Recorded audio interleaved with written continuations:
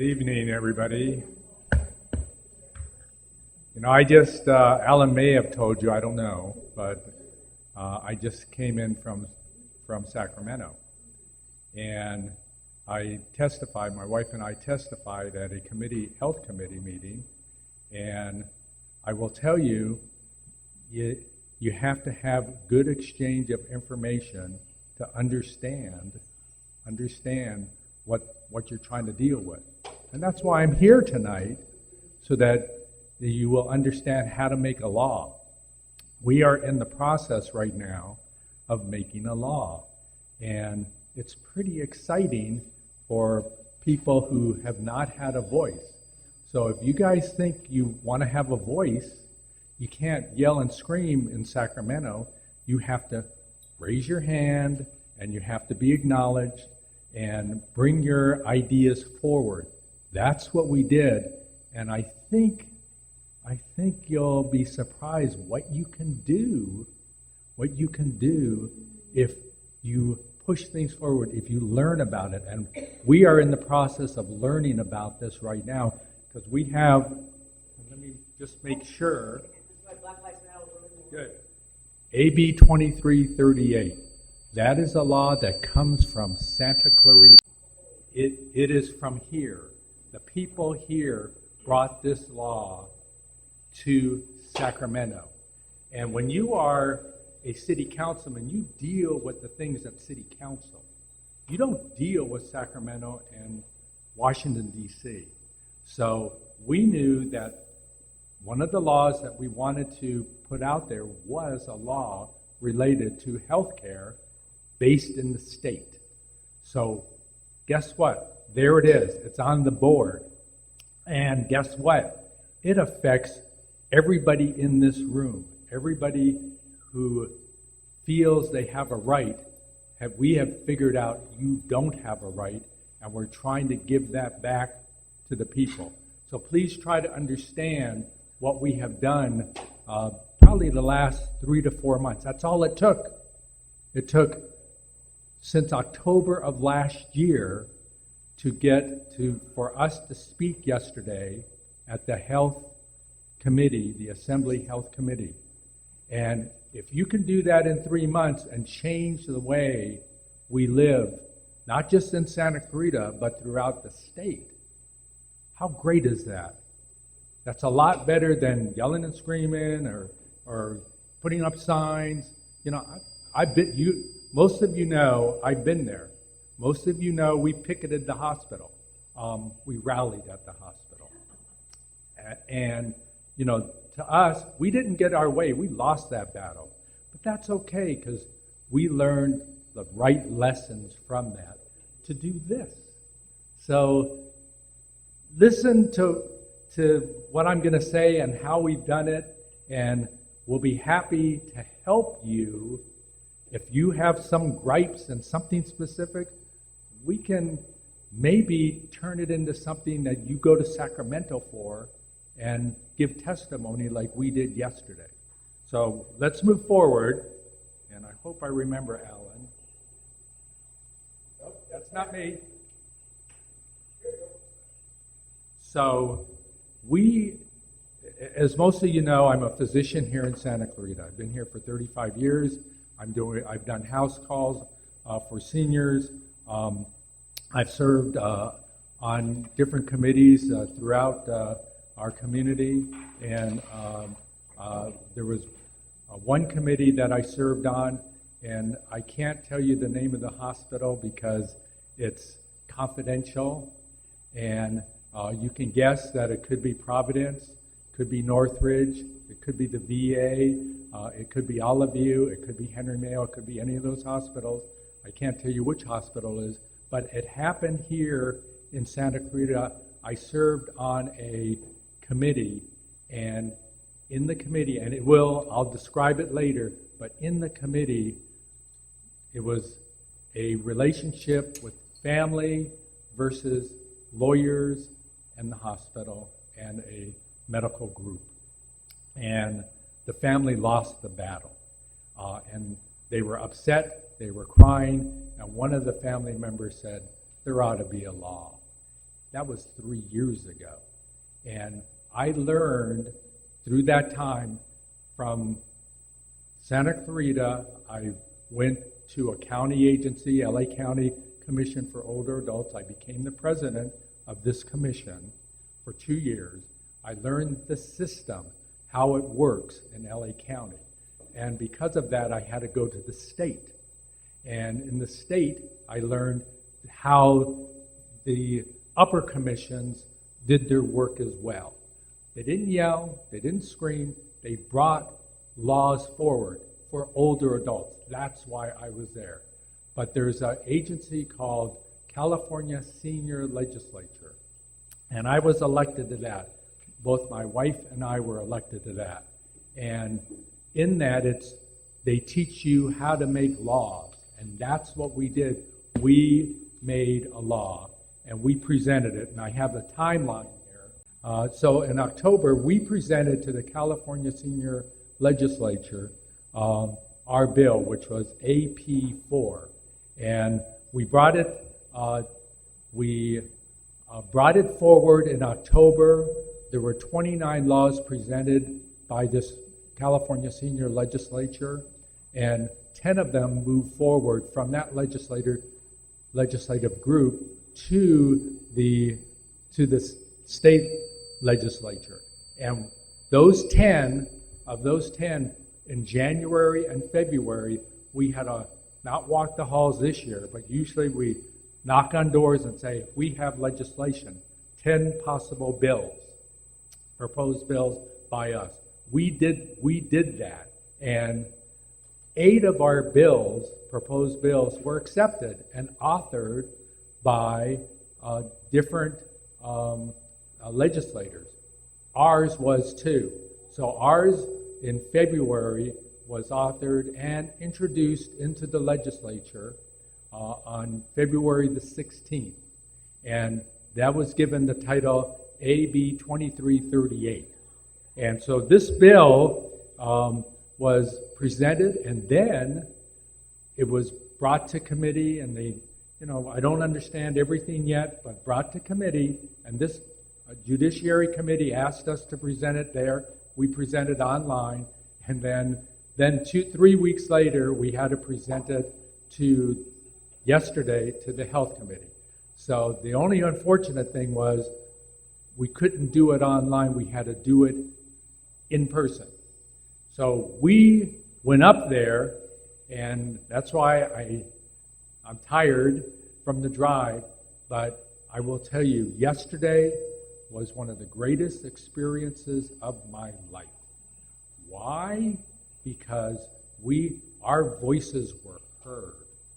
And if you want to hear your voices, yeah, we've done the rallies, we've done the picketing, that's great. But we had this legislation now pass yesterday, and probably will go to the state Senate, and will then be heard, we hope, by their group. So I want you to see the presentation that my wife Robin and I presented yesterday, and I'd like to read some of it so you understand what the formality is of getting your voice heard and what you have to do to get a law passed. And when you hear what was going on 3 years ago, you will realize your lives are in jeopardy also. And this law could change that. So let me read to you. You'll understand what happened 3 years ago and why we wanted to move forward. So this is my testimony first, and I will tell you, you go into a room, big room, they're sitting across 2 layers, and you go up with the sponsor, the author, he gives his talk, and then they have the testimony. So they turn to me, and then I gave mine, they turned to Robin, she gave hers. Nobody claps, nobody says anything. You have comments, some online, some of them in person. It was, to me, fabulous. But this is how laws are enacted, and you'll see the importance as I read this, what this law means to you. My name is Dorio, and I am a geriatric physician from Santa Clarita, providing house calls and nursing home care to older adults and disabled for 35 years. I am a member of the California Senior Legislature, the recent past president of the LA County Commission for Older Adults, and chaired the Department of Medicine for 3 years at a local hospital. I came to you to support AB 2338, proposed by Assemblymember Mike Gibson. 3 years ago, as chairman of a hospital ethics committee, an emergency case was brought before us with a family requesting they make medical decisions for their hospitalized loved one. The patient was admitted unconscious and was in the ICU on a ventilator. He did not have an advance directive nor signed legal paperwork of power of attorney, designating who would be his chosen medical decision maker. Attorneys from the hospital and HMO were present, requesting that they be given the right to disconnect the ventilator, which they argued was California law. Indeed, then and now, they are correct. The family, including his wife and 3 children, adult children, requested as next of kin they be allowed to make medical decisions for their loved ones. AB 2338 will add next of kin to California law, protecting the rights of families, plus it removes the threat of a hospital administrator and HMO business people threatening the sacred right of medical decision-making from family members. The hospital did not disconnect the patient from the ventilator. Eventually, he improved and was able to walk out of the hospital and return home. So my wife then took the charge, and she testified. My name is Robin Clow, and I work at the Santa Clarita Valley Senior Center, providing supportive meals and advocacy to older adults and disabled in our community. I am a member of the California Senior Legislature, League of Women Voters, and the American Association of University Women. I come to you today in support of AB 2338, proposed by Assemblymember Mike Gibson, and speak as a private citizen. AB 2338 would allow for clarity of present California law, especially for those adults who do not have an advance directive or power of attorney and might be unconscious on hospital admission. It would protect patients and family members, allowing next of kin to be designated medical decision makers. 46 out of 51 states, including the District of Columbia, already have similar designations of next of kin in their laws, realizing its importance. AB 2338 would bring California law into alignment with other states. More importantly, it will ensure medical decision-making remains in the hands of patients and family members and not be usurped by hospital administrators or medical business people. This law is in the best interest of all Californians, and that is why I would like your support for AB 2338. This is what we did in Sacramento yesterday. You can do it too. But you have to, if you know there ought to be a law, when you say that, and how many times have you said that? We can mold it, shape it, talk to attorneys. This organization, California Senior Legislature, formatted our law. We had the laws written. They formatted our law to fit the legislation process. Then it was remolded and amended, but it got into a form where it passed 2 committees in the Assembly, and now we hope will go to the Senate. And we expect the push and shove, because that's the way democracy is. Sometimes you can't agree, and there are some things that were recommended we didn't agree with. And we fought back, didn't get amended. But you know what? There were some things that were put onto the bill, and we had to accept it. Not that we liked it or didn't like it, not that we liked it, but we had no choice. Only because it was a little part of the package that you can't You can't battle over the little things. You have to battle over the big things. And taking away and pulling the plug on our seniors here in Santa Clarita was wrong. And it still is. By us putting this bill forward, we hope that you will be able to make those decisions, because you now will, even if you're unconscious, even if you don't have an advance directive, you can still have next of kin make your decisions. And let me, so most of you, some of you have an advance directive, but if you notice, 70% of you do not have an advance directive. And if you're unconscious and you come into the hospital, like what happened to this gentleman, somebody can, administrator, a doctor, can come in and yank that away from your family. Tell me why 46 of 51 states and District of Columbia have said, does not happen in our state, but California still has it. This will rectify the law. So hopefully you understand, we can yell and scream, we can picket, and Robin and I love picketing, and we love putting signs up, and we love arguing with people, but we've learned that you got to do this, and you hope you come to a middle ground with everybody, and when you do, there's more balance in society, and people benefit. So we'll get to questions in a second. In this law, if a person is in a nursing home, the nursing home actually has the power of attorney. So even if you are next to kin, every hospital that my mother was in, I was told when she was in the nursing home that they have the power of attorney. How does this bill affect that? They don't have the power of attorney. They claim they do, and the hospitals claim they do. That was incorrect. So I've been going to nursing homes for 40 years. They don't have power of attorney. And if a person told me that. Well, they're not correct. It's the individual gets, and the family members, or the person of choice gets to make that decision. It's not the hospital. It's not the nursing home. Well, this particular nursing home, but this particular nursing home claims that once you go in, they then have power of attorney. Well, they expect you not to know the law.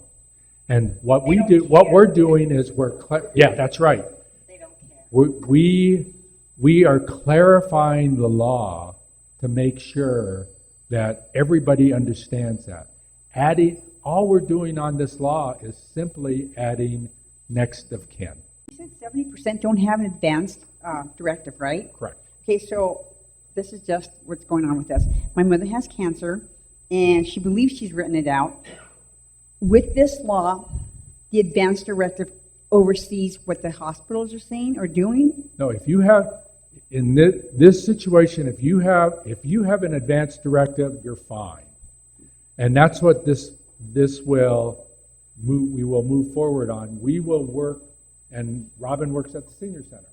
And what she's going to do, and Kevin McDonald is on this right now from the senior center. We are going to move forward here in Santa Clarita to make sure there's no 70%. We are and it's really 30% have. We were going to work to get it over 90%, if not 100%, of people in our valley having advanced directives and power of attorney. So we're safe with her having her advanced directive then? You're safe. Okay. Absolutely. And that's the whole thing about this. If you don't have one, you are in jeopardy. So of the 20 or so people in this room, figure that 6 of you have advanced directives. The rest of you don't. Thank you for coming. This is such a great success story. It's fantastic. But it's our success story that all of you can enjoy, not through us, but you can do it too. That's the Exactly. big difference. So I wondered if how we can help you is to, maybe would you consider coming to the city council so more people can hear this great story, and that we can call the senators in the state and ask them to support this? Because this is great news, and I'm so happy that And- you Thank you. persevered. Thank you so much. We appreciate that, but most of you know I played baseball until I was 26 years old. I was a former athlete, now I limp around. Point is that, we can we are allowed to advocate for as long as we can, and we intend to do that. But we don't spike the ball on the 5-yard line. We have, when it gets signed into law, then we will put it all out there.